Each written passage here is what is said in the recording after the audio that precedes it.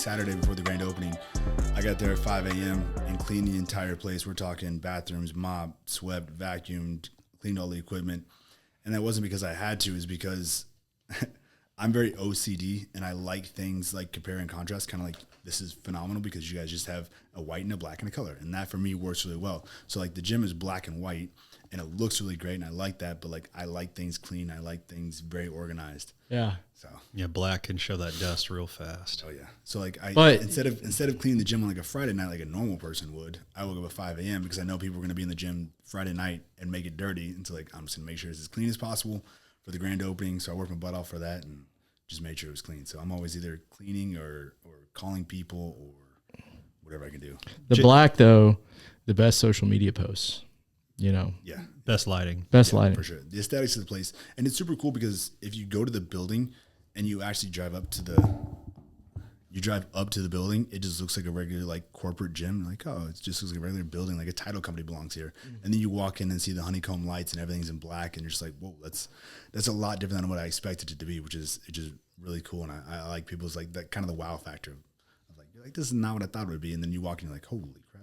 Where do you feel like you got that? Where do you feel like you got that work ethic, man? You know, as far as that attention to detail, you mentioned this is your first business you've owned and operated. I mean, this is your second building, like your second, spot. But just I'm assuming you had those traits heading into the first time you opened up Fit House.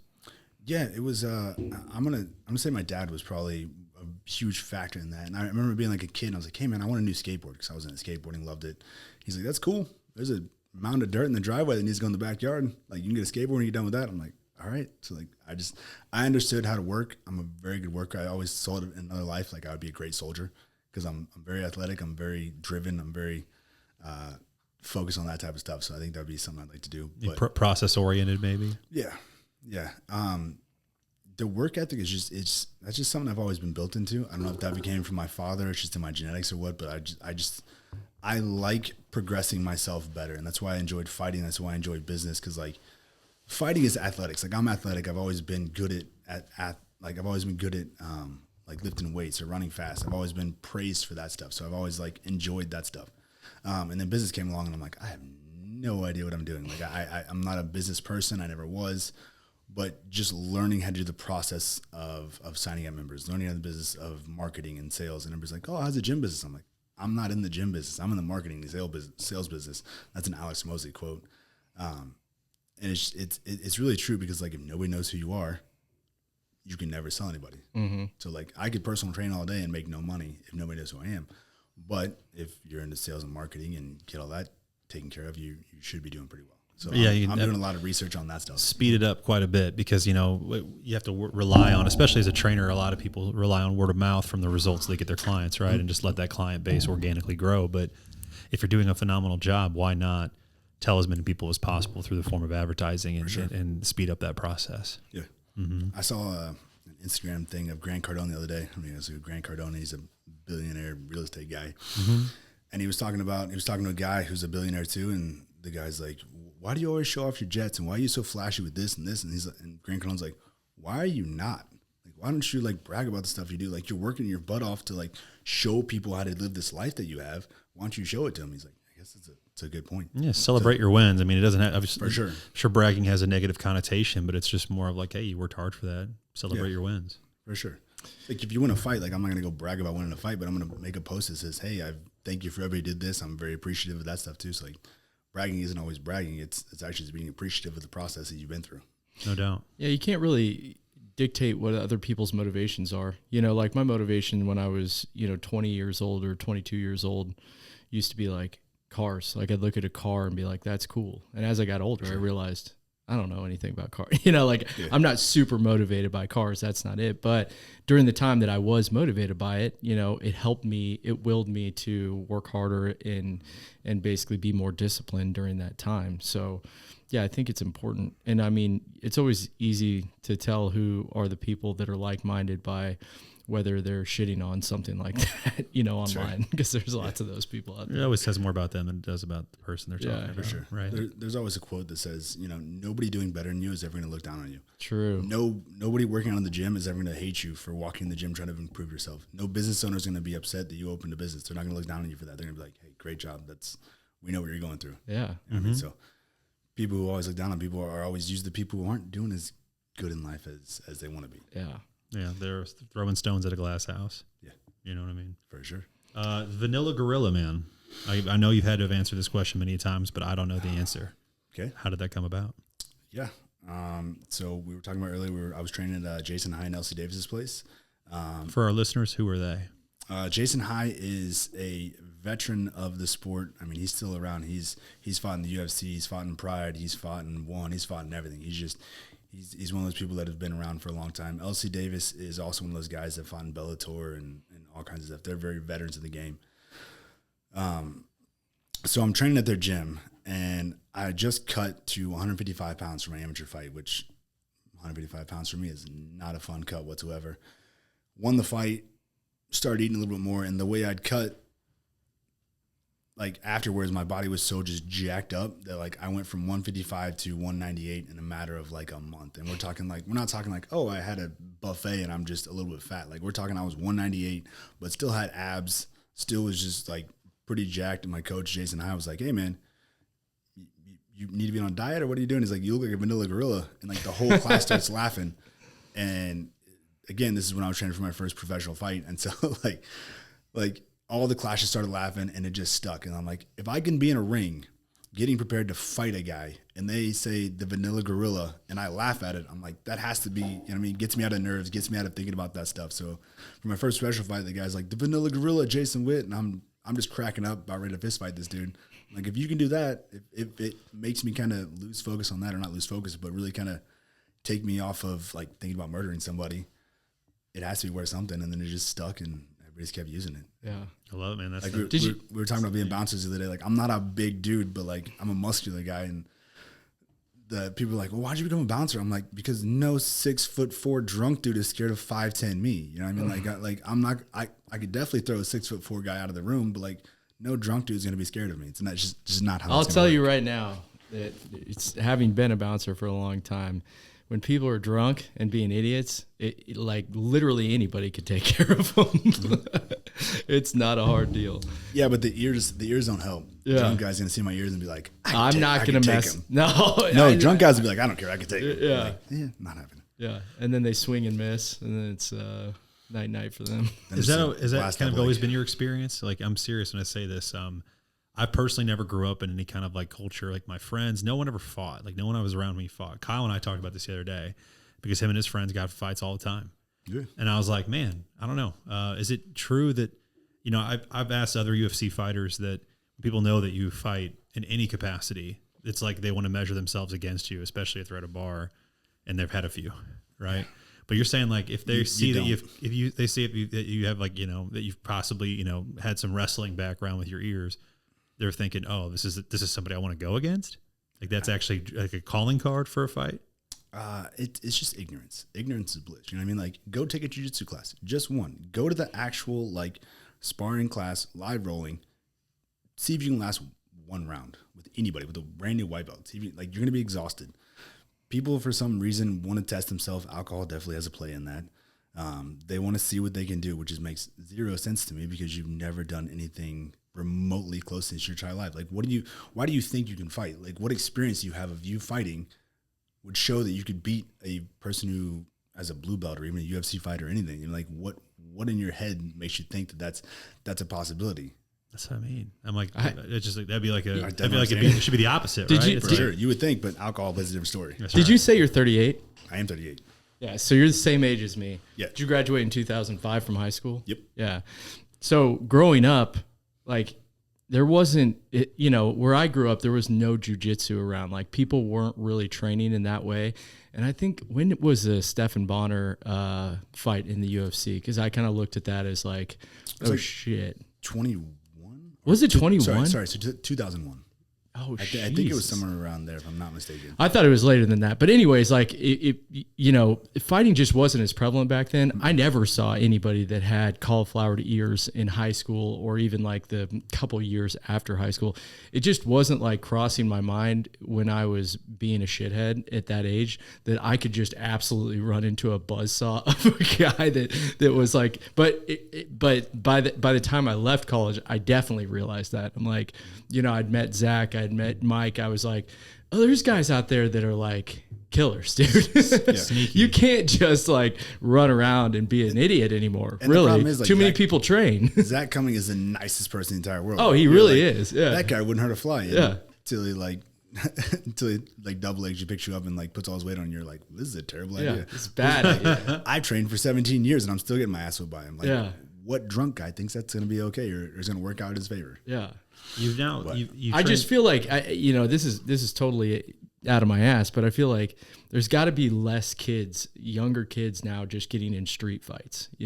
For sure, and that's something that I've really like tried to advertise on. Is like I feel like everybody, and my daughter will do jiu-jitsu, my son will do jiu-jitsu. I think every law enforcement person should do jiu-jitsu, not in terms of fact of like to hurt people, but have the confidence to know what you're doing and what situation and why.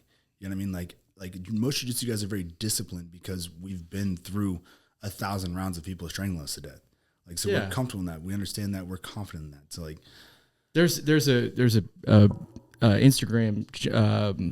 Instagram guy named Police Posts, I think is his handle, and he's a big jiu-jitsu proponent, and he will post like a cop basically in a terrible situation, but using jiu-jitsu to basically mitigate the threat. And then he'll post like a cop that obviously has not done jiu-jitsu and just how stark the difference is. He's like, it's ridiculous that this is not mandatory. It should be absolutely mandatory because of the differences in the way that you can handle, and also just the calmness. You can just tell, when you feel confident that, in your ability, it just, you kind of, other people feel that confidence from you. It makes them double think. It keeps everybody safe too in that situation, because you're not going to be so quick to want to draw if you know how if you have control of the situation and you have control of your body and you know how to handle those scenarios. Absolutely. Yeah, you're not going to reach quicker. There's a black belt under Devin Parada.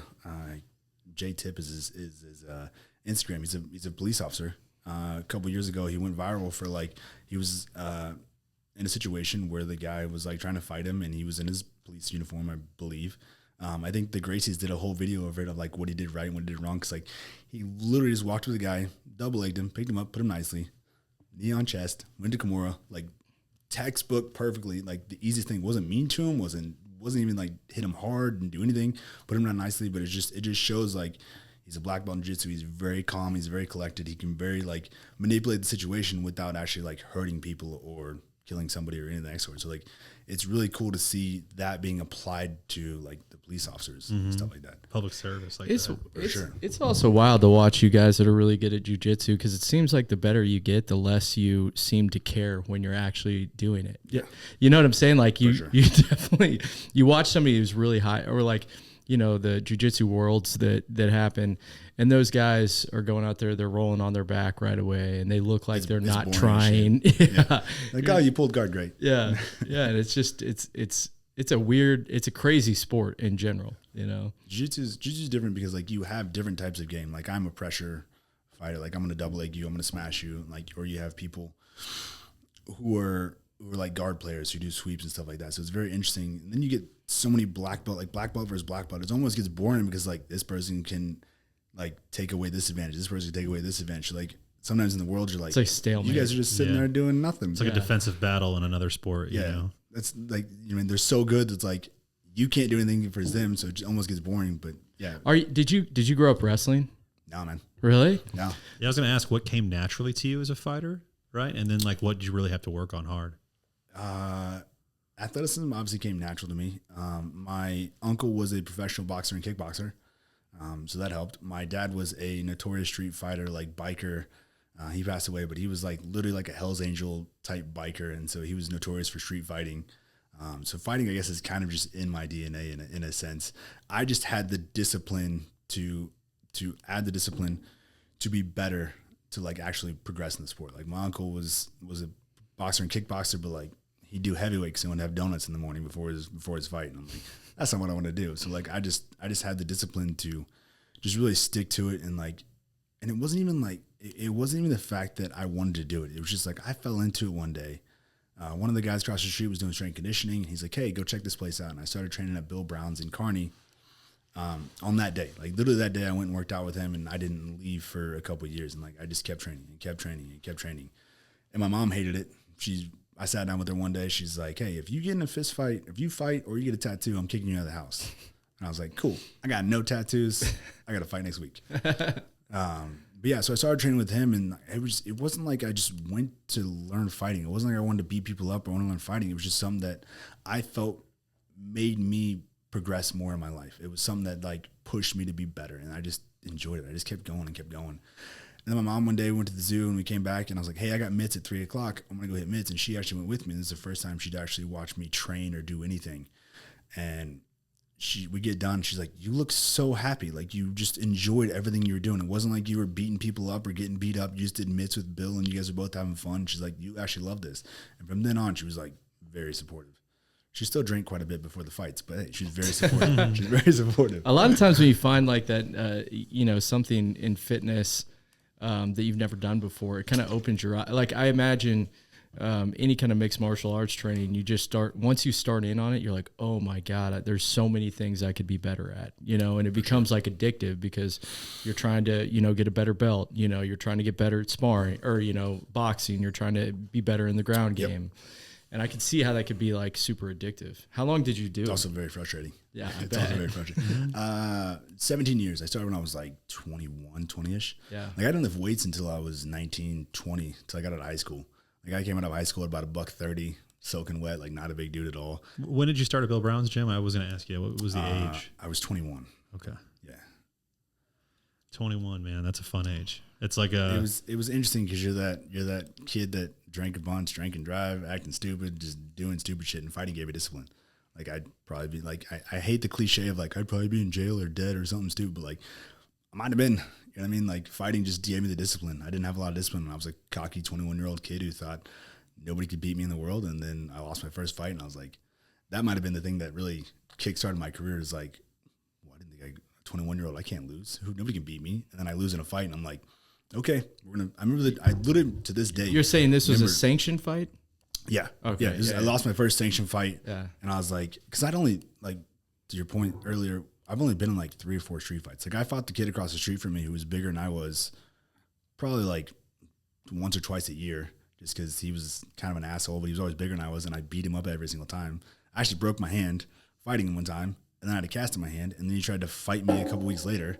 And so I beat him up with my cast on too. So like we just kept fighting. But yeah, where was I going with that?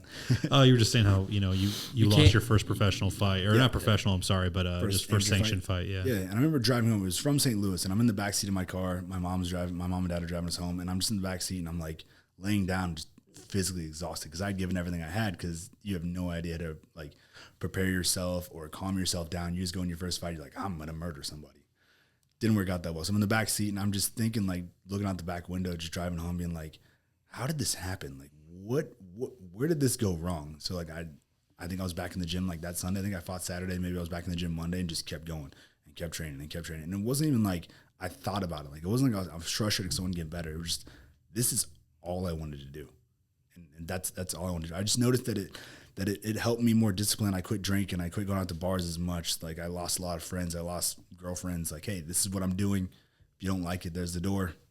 I told my wife the same thing on one of our first dates. Like, hey, I'm going to fight in the UFC no matter what. Like, this is what I'm doing. If you're not about that life, then, there's the door. Like that's just what I'm doing. Yeah. And I'm happy to hear she supported you in that. For sure. Yeah. Shamrock fight in St. Louis. The Shamrock. I never fought there. Really? Yeah.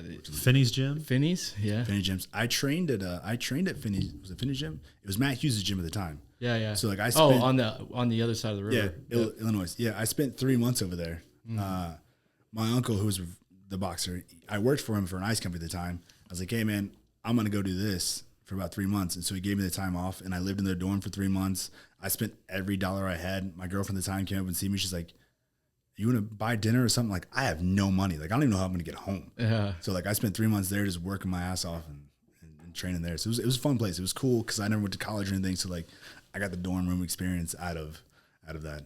Yeah, Matt Hughes got he had like a legend about him around that area at the time, as far as like work ethic and things that you guys were doing up there. Not for stand up, but yeah, for everything else. For everything else. I was going to ask, like, speaking of that, right? So we mentioned, you know, he said athleticism is what kind of came natural to you. What was the piece of your fight game that was always the most difficult, which was like something you, I'm sure, sank your teeth into because of how competitive you are? The mental game is the hardest one for me. Like that's like I've lost fights that I shouldn't even have lost. I just beat myself up before I got in the cage. So the mental part was the hardest part for me, honestly, and it's still something I work on to this day, even through business, real estate, whatever you want to call it. It's something that I still work through. We've honestly talked to a lot of fighters, Jason. Mm-hmm. No one's ever said that answer, and so I'd really love to like dig in a little deeper there.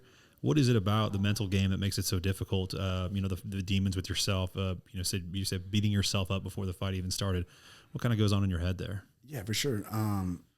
James Krause helped me out a lot with this too. It was just one of those where you play the game of what ifs. You know what I mean, what if he's better than I am? And you always, Mike Tyson's coach made a big thing about you're always going to give your opponent superpowers they don't have. You know what I mean? So like when you get a fight, like when I fought Barbarina in the UFC, I was like, they're just setting me up to get my ass whooped. You know what I mean?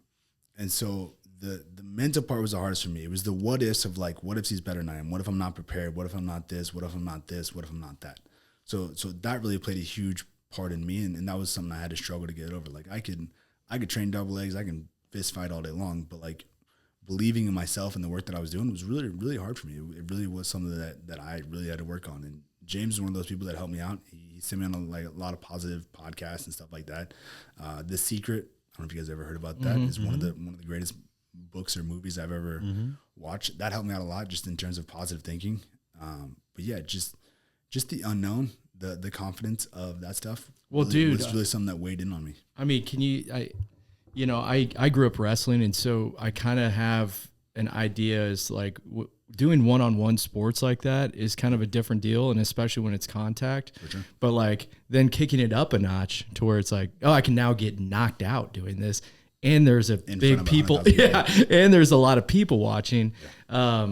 I've always, when I watched a UFC fighter or any kind of like mixed martial arts fights on TV, that's always gone through my head. Like the mentality aspect of it would always seem like it would be the hardest, just because the nerves would seem like they'd be almost unbearable for me, just because of those things, that we talked about. Oh, for sure. And that's part of the game. That's one of the biggest managing that. Yeah. It's just so much of a lead up to it too. It's like, so much waiting around, waiting for that fight to start. Yeah. You wake up that morning and it's like, well, I'm not fighting for 12 hours maybe or longer, Yeah, not fighting for 6 hours. Now what do I do? Mm-hmm. I mean, I woke up and I'm like, let's do this now. So what kind of actions can you think of in those times? Like, obviously you have the positive affirmation. You talked about the secret, which is like manifesting exactly what's going to happen before it happens. To put it very boxy, you know what I mean? To cut it short. But for sure. What is some other activities you would do to try to keep your mind off things in that 6 hour frame like you're talking about? Really, especially like when I was in the UFC, just going out and like shopping or hanging out with friends and just keeping my mind off the fight. So I wasn't really focused on that because I'm an overthinker, like very easily, right? So I'd overthink stuff and it would spiral into stuff, and I'd realize that. But just being out with friends and just shopping or playing golf or something like that was really staying loose in some capacity. Yeah, just to keep my mind off the fight. And it was the problem is like one time I'd be fucking on, when I fought Barbarina, I'm like, nobody's beating me this night no matter what. Like, I don't give a shit. I don't care who you are. You could be Mike Tyson, you could be John Jones. I'm beating you that night no matter what. And there's sometimes, like, when I fought Philip, I can't think of his last name. I was like, dude, I don't know how I'm going to win this fight. I don't know what I'm going to do. Like, walking in the cage, I'm like, this is not going to be fun. Like, I just one of those that I just knew that it wasn't going to go well. And it didn't. And like, so I'm saying I beat myself up before fights. Was there something in your training that you did that could cause that somewhat self-doubt? And not like that you didn't train hard, but just things where you're like, you felt exposed in certain ways? No, it wasn't like training or something like that. It was just like when I got into the training camp, it's like my stress levels went up so high that I could never control them. Yeah. And so like when I go into training camp, it wouldn't be as good, or I wouldn't feel as good in training camp, or something didn't go the way I wanted it to, or you know what I mean? So like when I got to the fight, I'm like, well, this didn't go as well as I wanted to. And like a lot of people like fighters nowadays, it's like, hey, go work your ass off in the gym, no matter what. Like, I don't care, like, because there's sometimes I would take rounds off where I would just go with lighter people, and like I know I shouldn't do that, and the mentality of being stressed and just tired would make me do that, and like that's not the way to do it. So like with other people, I'm like, hey man, I know you're fucking tired, I know you're terrified, I know this is gonna be hard. You got to do it anyways, because you don't, you're gonna regret it. Because there's a lot of fights that I'm like, man, I could have done so much more, I could have prepared so much better, and I didn't. And regret is one of the that's one of the worst things I've ever felt in my life. Like my last fight, it's like, man, I showed up. We were in Vegas. Showed up, made weight, fucking awful weight cut. I think I cut from like the beginning of the week. I was like 197, and then I cut from 187 the day before weigh-ins. Cut 17 pounds of water. Felt awful. Literally, we're getting ready to weigh in, and Jason High gave me some water, and I was like, hey man, I'll be right back. And I ran to the office in the UFC and threw up all over the office. All the water I'd eaten, all the grapes I'd had, and all that stuff, I threw it up all over. Made it to some of it in the trash can. Felt terrible. Jason High walks in the door. He's like, hey, man. He's like, you're up. Let's go. Wait, face-off time. Like, I got throw up down my arm, and I'm just like, all right. Just, like, pull myself together and, like, went to a face-off. Like, good to go. And then that fight, it got postponed to the next week because he got tested positive for steroids. And in Vegas, that's a big deal. So they moved it to California, which, makes a lot of sense. Then we fought the next week. It's like, Wait, I thought they had to cancel the fight. So you're saying the guy... They canceled the fight because he tested positive for 0.001, whatever percent of steroids he had in his system, whatever. But in Vegas, the commission is very, very strict about that. You can't have nothing. Not one picogram. Not a picogram. Yeah. That's why they moved to California, because California's not as strict. Same thing we did with John Jones when he fought. So then they moved it to San Diego the next week, and like that whole week, like I was running stuff, but I just didn't, like, the weight cut murdered me.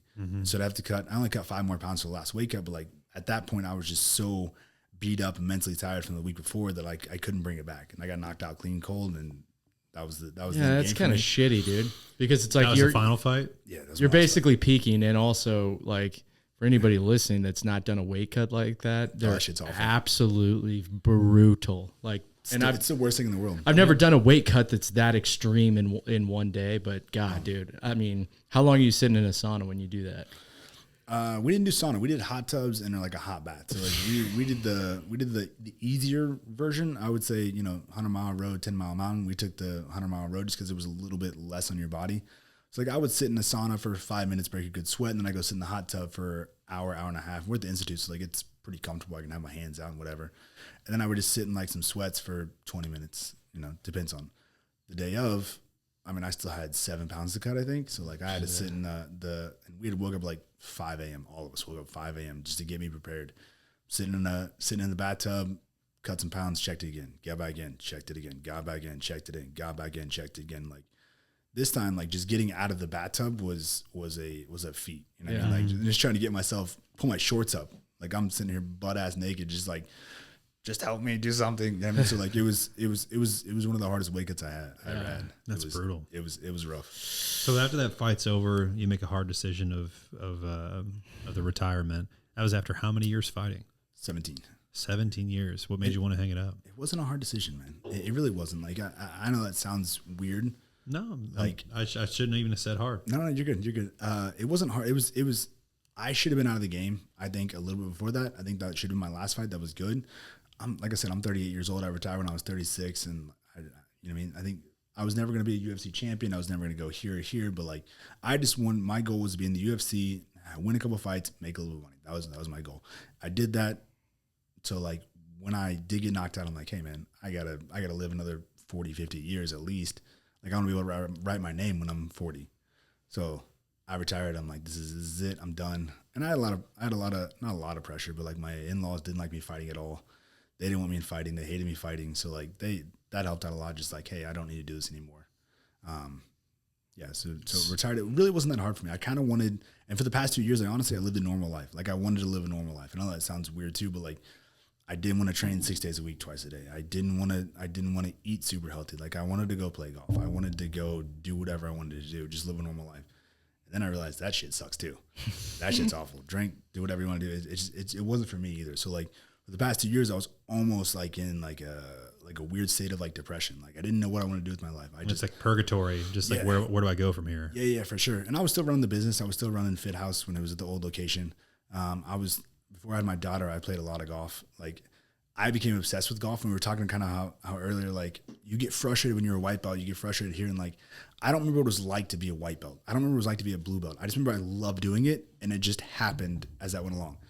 Then I started playing golf and I'm like, I'm a white belt again. And this shit is hard. Like so many times I want to throw my clubs away. Yeah. That's so funny. I've never made it past white belt in golf. I played for a long time. We were talking about jiu-jitsu earlier and just like, how like you could feel like you know everything about it, and then someone can just surprise you. Yeah, or you have an off day, and one day you just get murked. That's what I mean. And so I was like, oh, that reminds me of golf, where it's like it's just such an addictive game because just when you feel like you have it figured out, you're gonna have the worst round of your life. Dude, I had a goal to become a single handicap golfer within 2 years, and I made it happen. But I was playing I put a simulator in my basement, like a crappy little simulator, nothing fancy, not like $75,000. I put a putting green in my basement. Like I became obsessed with it. Pretty much as much as I was obsessed with fighting, I became obsessed with golf. And like I tried to become a single handicap golfer, and I got down to a 9. That's awesome, dude. And I enjoyed it, but like then I opened the business, and now I'm like I'm not playing golf anymore. So I remember what it was like to be a white belt and just suck at stuff. And now I'm a white belt in golf, and I'm like this game is terrible. Yeah. Do you feel like a white belt in business? Have we graduated yet? I would say I'm a blue belt. I think opening the new gym with the new facility kind of upgrades me. Like I promoted myself a little bit. I would say I was a white belt in the past 4 years of owning the Fit House KC. I would say yes, 100%. With your with your acumen with fitness, I'm sorry, with fighting and fitness, but I feel like a lot of people would think your natural transition would be to opening up a gym where people would train for fighting, right? For sure. What made you want to transition into being more of a general fitness, personal training space more so? So fitness is something that really helped my life. Like I got into lifting weights before I started fighting. Like not very long, but probably about a year before I started fighting, I started lifting weights. A buddy of mine were like, hey, we're going to get a gym membership for Christmas. Do you want to do that? I was like, yeah, absolutely. Sounds great. Started lifting weights. And like 6 months later, I was pretty much the only one still in the gym, and I just kept going. And I just love fitness. And I love what it's done for me. And so like I want to give that, like most personal trainers and most people, like fitness has changed their life in a positive way, and they want to give that back to the community or other people. And so that's something I wanted to do. So like having the fitness business, I felt more confident, more intelligent about that, even though I'm a black belt in jiu-jitsu and stuff like that. My buddy Trey owns Marathon, pretty much right up the street off Metcalf. So like Trey Ogden. Yeah, we're pretty close. So like he owns his Marathon, I own the weightlifting gym. So it's like we kind of get the best of both worlds. And I think he's way more intelligent, more organized with MMA and stuff like that in jiu-jitsu than I am. So like I'm more organized in the fitness world. So I think that's why I went to the whole fitness world. I love it, man. How'd you so you talked about basically the mindset, prior to a fight, and that being like one of the hardest things to manage. I've experienced that in business as well, and I think you said the same thing. So how have you managed the stress that comes along with opening a business? For me, like when we opened in Kansas City, I remember feeling like, is anybody going to show up? Is anyone going to give a shit about our business? Yeah, for sure. And but anyways, it's like it's one of those things where it takes your own mindset to basically be successful at business. How did you deal with that when it came to business? I just didn't go away. Yeah. Like I have bad days. I have days where I want to burn that place to the ground. And I've told people that I'm like, just burn this place to the ground. I don't care anymore. It's just not going away. It's just showing up the next day. I mean, it's one of the great quotes is it's a bad 5 minutes doesn't make it a bad day. You know what I mean? Like you might've had a shitty customer. You might've had somebody that was pissed off at you.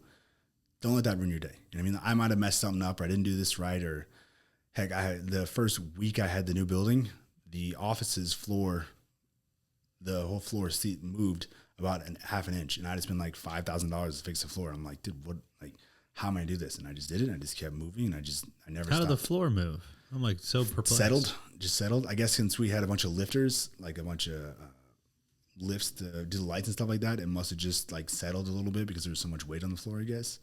So I don't know. It was just one of I just walked in, tripped over the floor, and I was like, oh, that's great. That's another thing. So it's just not going away. It's pretty much like anything, you know what I mean? Like business, it's just I'm here today, I'm here tomorrow, I'm here the next day, whether it's good, bad, ugly, great. I'm gonna show up every day and still do what I can do. Yeah.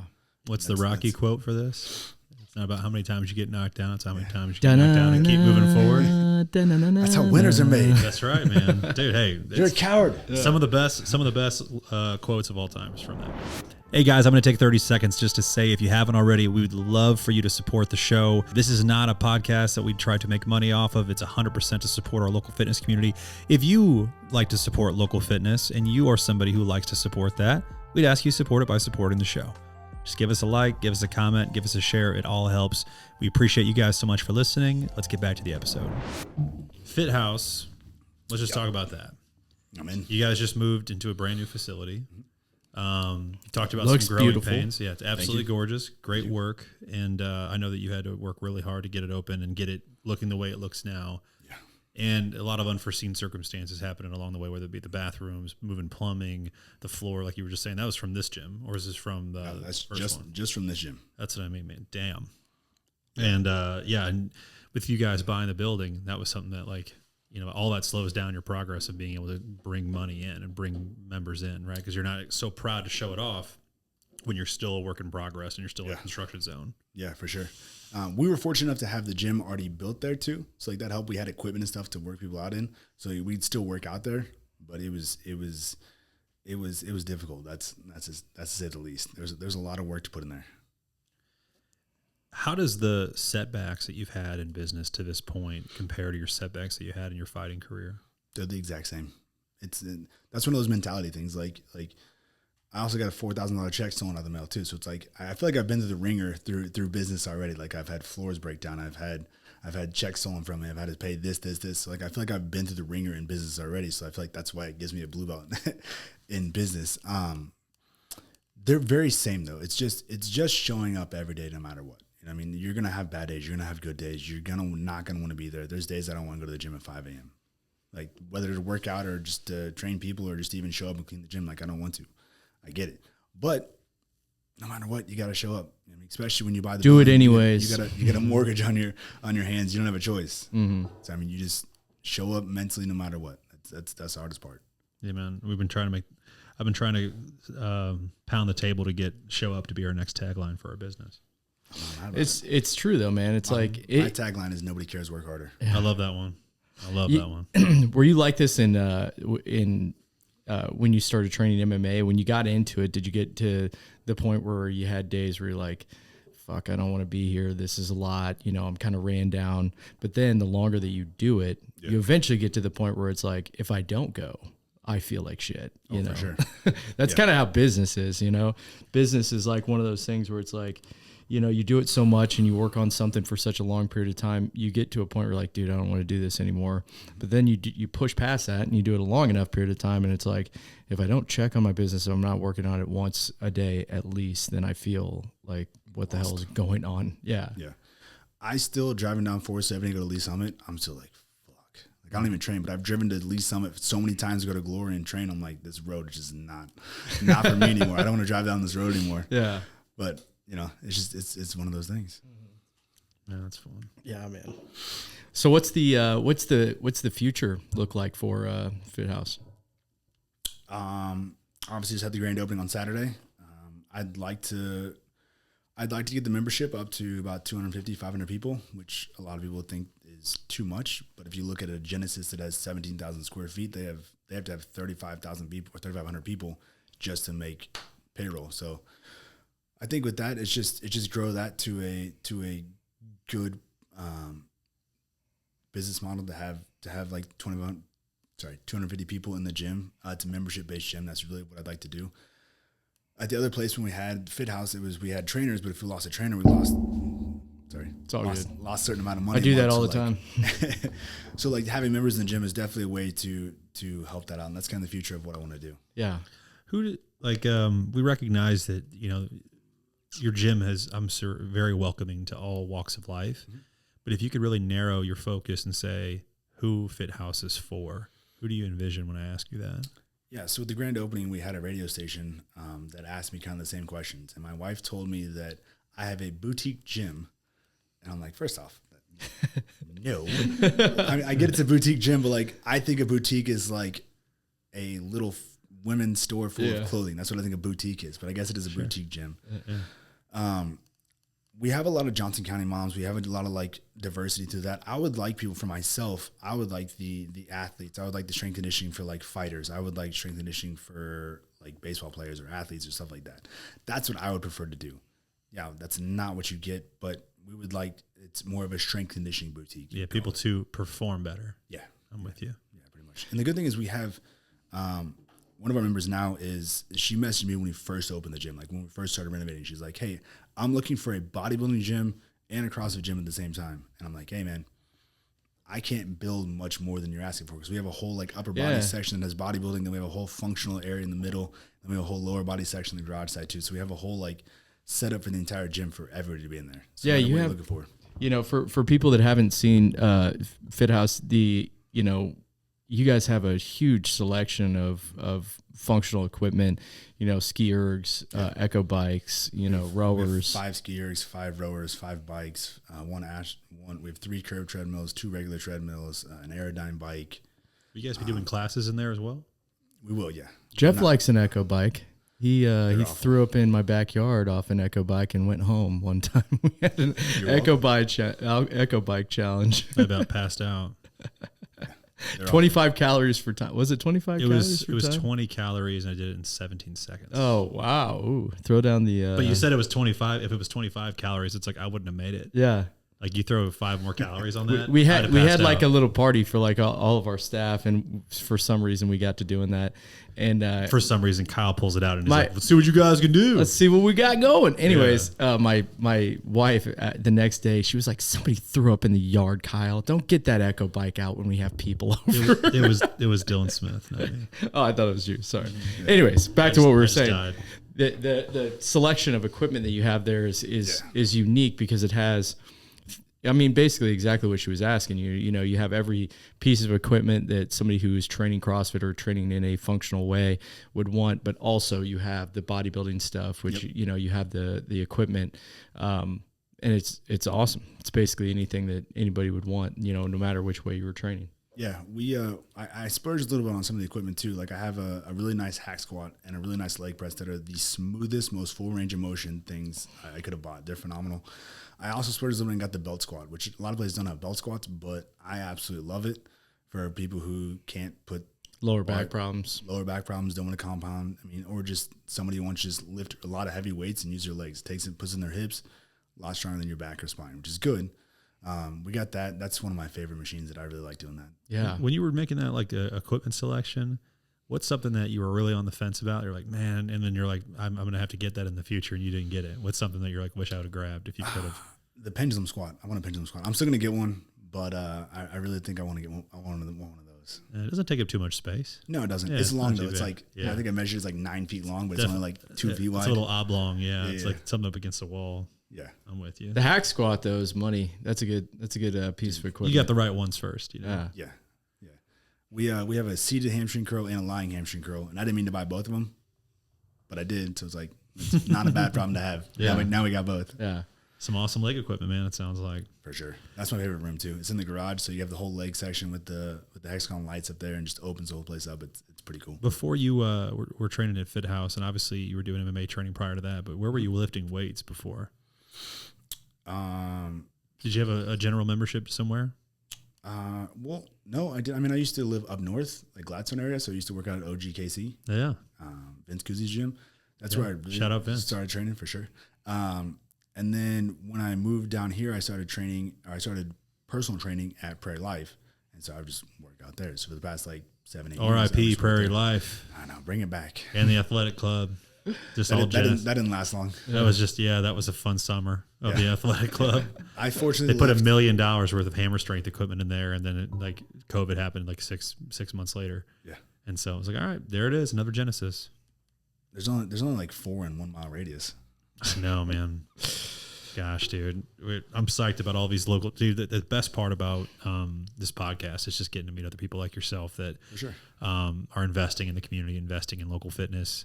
Trying to, I think, like champion the best part about local fitness, best part about, fitness community, and make it a more welcoming place, make it a place where people are genuinely looking to connect and better themselves and grow. And, I'm not fully hating on commercial gyms. They have their place and so forth. And I'm even a member at Genesis, just to be honest. I'm also a member at Genesis. I'm not mad about it. As well as other gyms. But when I see like the communities that are built through these local gyms, man, it's the best part. Yeah, it's different. You know, I mean, the people that come in at like 6:30 through 9 a.m. are like they're working their ass off, and they're doing better than themselves. And everybody there is they're obviously doing better themselves, and it's phenomenal. It's just fun to see, and I like seeing people improve their lives, and people who don't really bother me. I don't understand it, but like it's fun to watch a 65-year-old lady walk in and be like, I lost 200 pounds and now I can walk and do this. Like we have Jane Braverman is one of Sarah Gronberg's clients. Her and her husband are 80 years old, 76 years old. Dude, she's hip thrusting like 225, back squatting like 155, like deadlifting like 225 at 65, 70 years old. Like we're talking, she's lost 200 pounds, something around there. She's deadlifting like it's incredible, and she's obsessed. Like she walks to the gym 2 miles, works out, walks back, and I'm talking when it was snowing and shit too. Doesn't matter what age you are, man. That's awesome. Let's see this gal. That's not her? No, I don't think so. Okay. I was like, that's a pretty impressive result right there. Oh, that is Becky. That is Becky Story. She's one of my clients. She's been with me since I was at Prairie Life. She went from 205 pounds. I think she lied to me at the first session we had. She's like, oh, I'm like 200 pounds. I was like, okay.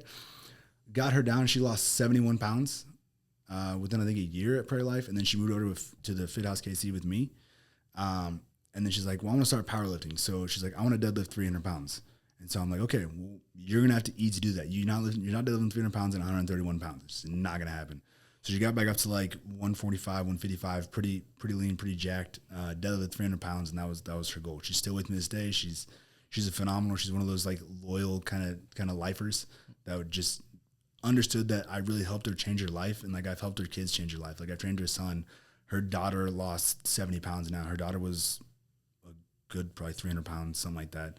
She's lost 70 pounds. She's on a weight loss journey. So like it's fun to see the impact you have on people's lives, not even just themselves, but the people outside their lives too. Yeah, their circle of influence. Yeah, so to watch their son lose weight, to watch their daughter lose weight, to watch them be better parents because of it is a huge thing that I really like seeing. Super special, man. Yeah. You've got you've mentioned earlier that, you've always been chasing, always kind of on to the next thing, trying to tackle something new all the time. Well, let's say you settle in to Fit House, you guys get to this number of members that you're looking to grab, and you start to settle in a bit. When do you feel like it's going to be, okay, I've made it? Or is there going to be another thing that you already have, at the top of your mind right now where you're like, I'm actually going to be chasing this at that point? Oh, man, that's a really good question.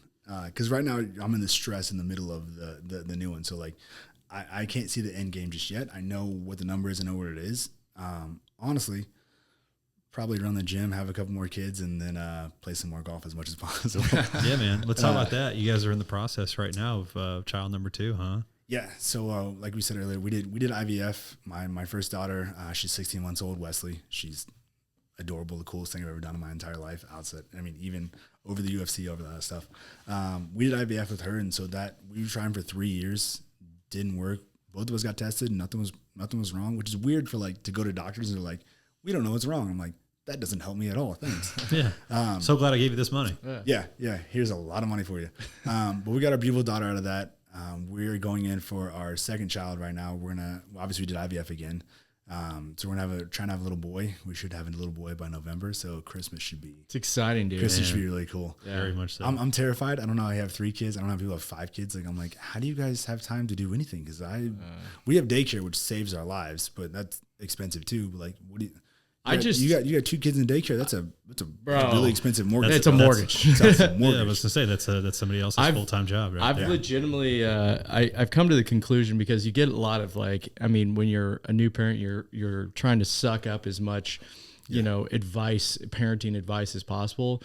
But when you have like I try 3 not to, kids, people would say too much. It's probably the opposite. Yeah. People are insane, but you get into it and you're just like, okay, all right, well, I'm just going to, basically be playing defense. There's not a lot of offense that happens, and it's, you have idealism, which, this is the most ideal way to handle this situation. Then you have reality, and it's like, you just kind of try and do as best you can, And I mean, dude, honestly, it's as well as I do, it's the most rewarding thing ever, and especially, you know, your daughter, your daughter's probably like my daughters where it's like, you know, they're just the best, you know, they're sweet, you know, they have, there's something like so innocent about them. And like, for sure. you know, your son's going to be a shithead probably if he's like mine, you know. I would imagine he will be. My son this morning when I was trying to get him ready to go to his little church school he goes to, he's running around the house naked screaming. And I was like, dude, come back here. You put some pants on, man. As long as it's not at school, right? Yeah. Pull that number out. Yeah, I don't know. I told the teacher the other day, I'm like, you got to spank him, you know, just get him in line. Is Wesley already? I think the world needs brings some spanking back. Yeah. And people are going to take that the wrong way and really like hate on me for saying that. But like the world was a little bit better when you got spanked. Like I respected my parents when I got spanked. That's why I did it. Accountability matters. For sure. 100%. Yeah. I was going to say, has Wesley already got a good relationship with the gym? Oh yeah. She's there all the time. She's trying to push the sleds around. She pushes our chairs, our bar stools, everything at home all around. So she's like sled pushes everything. She loves being on the sled. She loves being at the gym. She'll pick it up 5-pound kettlebells, 10-pound kettlebells. She's pushing medicine balls around. It's pretty much a big playground for her. That's awesome. Yeah. Is she talking yet? She's saying any words? She's getting there. She has dada, mom, dog, thank you. Her thank you is the cutest thing I've ever heard in my entire life. I'm like, what do you say? She's like, thank you. Yeah. Like, I'm a grown ass man fought in the UFC, and I know about to break down. It's the best. The little girls melt your heart, man. It's when they. She's so cool. I have a daughter who's about to turn 7 this weekend, and one of the things that's like the most sad thing is when they grow out of the baby talk and they start talking like a little girl, and you're like, what happened? Yeah. Go back to the baby talk just for a little bit. Yeah. Go back to just nap trapping me so I can fall, so I can sit there for 3 hours while you're just stuck on my shoulder. Those are great times. I look forward to having the boy because like I know he's gonna sleep on me for like 3 hours. I'm like, well, this is where we're stuck now. We're not going nowhere. Yeah. It is a hard transition when they stop napping too, because you're like, shit, that's when I get stuff done. If you don't nap, what am I going to do? Yeah, everybody's like, oh, just sleep when your kid sleeps. Like, it's not the way that works. Yeah. At all. That's so exciting for you, though, man. I'm pumped. I'm wishing you guys the best with it. So yeah, thank you. I'm really excited about it. It's gonna be an interesting journey. Yeah. The Christmas new business, new baby. Yeah, man. You know, my life never stopped. It's weird. Like 2020, I was like, I have 3 goals. I'm gonna buy a house. I'm gonna buy a gym, and I'm fighting the UFC. Yeah. I bought a house and bought a gym. Closed on both in the same week, and then 2 weeks later, had my UFC debut on 48 hours. Holy crap! So like, dude. within the same month of each other. I'm like, so you thrive in chaos. Somebody asked me that the other day. I was like, I thrive in chaos because like if I'm not doing something or I'm not producing, I feel like I'm failing. Yeah. I feel like I'm depressing myself. Idle hands. Like, yeah. So like when I opened the bit, like I was talking about earlier, I was a little bit like depressed and didn't know what to do with my life, and I opened the gym. I'm like, okay, I have a purpose again. Like when I have fighting, it's like, okay, I'm working for something. Now I'm not fighting anymore. What am I working for? And so like now I have kids and a business. I'm like, okay, I'm thriving again, even though it's chaotic and absolutely insane. Yeah. It's still worth every penny. Yeah. And dude, like, yeah, I mean, you picked all the right things to work hard for. You know what I mean? There's a lot of people that work really hard. They don't understand the purpose behind it. They just work really hard. Yeah. And so I'm so happy for you. You know, 38 years old, family, gym. You know what I mean? People that believe in you already. Yeah. You know what I'm saying? Just cool. Sure. We got one last question for you. I got one last answer for you. You are a KC born and bred guy. For sure. What is the best barbecue in Kansas City? Jack Stack. All you Lee Summit James dudes. Krause gave us the same thing. Fight me. What are you going to do? Every I will not fight you. Yeah. I'll just take your answer. Hey, we actually love Jack Stack. We got the best sides. They got the best sides. They got really good barbecue. So for me, it's just an easy staple to go to. You know what I mean? Like consistent as all get out. Yeah. We always say if you get somebody in from out of town, you send them to Jack Stack because you just know it's going to be consistent. The experience is going to be good. The food, everything on the menu is good. Yeah, for sure. It's like Quick Trip. I'll go out of my way to go to a Quick Trip because I know it's the exact same. It's clean. It's the way it is. Same with Jack Stack. Yeah. You don't want to send them to like Gates on down the plaza and stuff. You do because Gates is like an experience, so like you're going to get yelled at. It's delicious, but you also might get robbed. Yeah. We have we live downtown, my wife and I, and we host an Airbnb out of our basement. Okay. Nice. And and so we actually have a lot of guests there. It rents out often or whatever. And it's got a speakeasy theme to it because it's an old building, old neighborhood, so on and so forth. That's cool. Mm-hmm. But the bottom line is Gates is pretty close to downtown. And so the amount of our guests that like whenever I'm cleaning up after them and whatnot that like bought Gates, and I'm just like, man, Why didn't you talk to me? You got to leave them a list of suggestions in there. I've got a set message for the KC barbecue tour. I give them 5 options. Really? And Gates isn't even one. Absolutely not. I'm not trying to lead them astray. What's 1, 2, and 3? So I don't put them in any particular order on purpose because I want them to experience it in their own way, etc. Yeah. But I have Jack Stack, Joe's, Q39, Wolfpack Barbecue, because it's in the neighborhood and you can walk to it. If you haven't had it, go try it. Awesome. I've shouted them out several times. They got amazing burn ends. Like that's the one you got to get. Okay. And then Slaps. Okay. So I think they're all respectable choices. Yeah, you can't go wrong. Like, they're all great. It's never a bad idea. Even Gates is great. You know, it's funny. Julian, I know you're friends with Julian Marquez as well. The Cuban Missile Crisis on here twice, and he said Gates as his top choice. That is crazy. I was like, you are crazy, dude. And you know what he said? That it was actually also a total Julian thing to say. And I love him for it and respect him for it. He's like, you're talking about sauce. We're talking about. I said, yeah, their sauce is too ketchup-y, right? Yeah. It's not he's like, you asked about barbecue. You didn't ask me about sauce. He's like, barbecue is the meat. Yeah. It's not the sauce. He's like, and I said it's everything because you said sides. The difference. Well, a lot of people just like Jack Stack sides the best. A lot of my wife says they're the best. But like sauce is gonna make the barbecue, you know what I mean? Like because you got Texas, you got South Carolina, you got all different types of sauces. Now the meat is gonna be different, but like the sauce is what's gonna make it or break it. You know what I mean? Yeah, it's not steak, dude. A cow is still a cow, right? Yeah. You know what I mean? Ribs are still ribs. Pork is still pork. But like what you put on is definitely going to make a huge difference on whether it's better or not. Agreed. And so I think barbecue is the whole experience. And I gave Julian crap. I'm like, you're not going there and eating meat off the bone and then calling it, dude. You're having sides. You're having sauce. Like you're having other things. It's all part of the experience. Don't pretend like you're just out here like getting a rib and then leaving. Give me your dry ribs. Dry rib and leave. Yeah.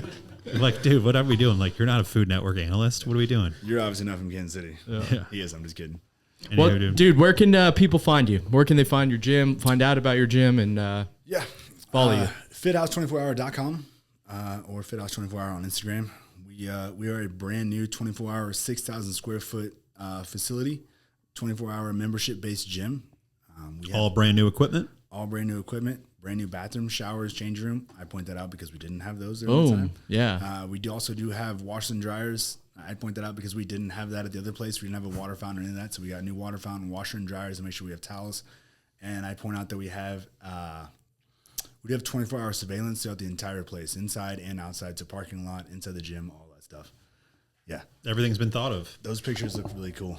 Very dope, man. Very dope. Well, thank you for coming on, man. Yeah, man. Grateful to have you today. I appreciate you guys having me. Thanks for the time. I really appreciate it. This is enjoyable. I like this stuff. I don't get to hang out with like the bros anymore. You know what I mean? They don't train as much anymore, so it's like I just talk to myself every day. So like, all right, you're doing good. Just call people. Make sure you got with 2 girls and all the members. Yeah, that's it. It's about to be another dude though. That's right. Yeah, man. About to be a bro night every night. Yeah. All right. Thanks, Such man. a pleasure. Appreciate you guys.